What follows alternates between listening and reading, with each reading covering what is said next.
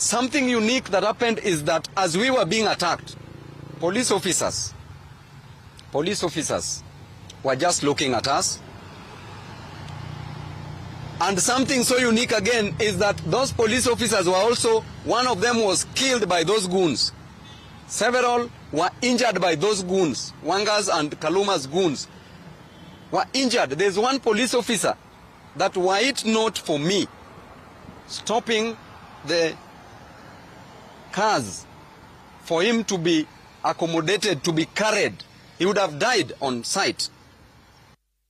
Because he was being attacked by those goons. It is us who saved that police officer, and you could see the video. This was live, you could see the photos. These police officers,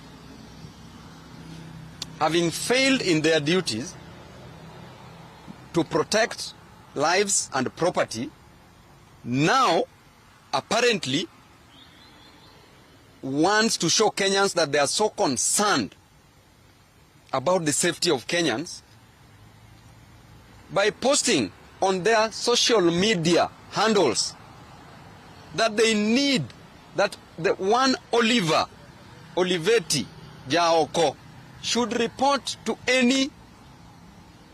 the nearest police station that he was involved in this chaos. This Oliver was not involved in this chaos.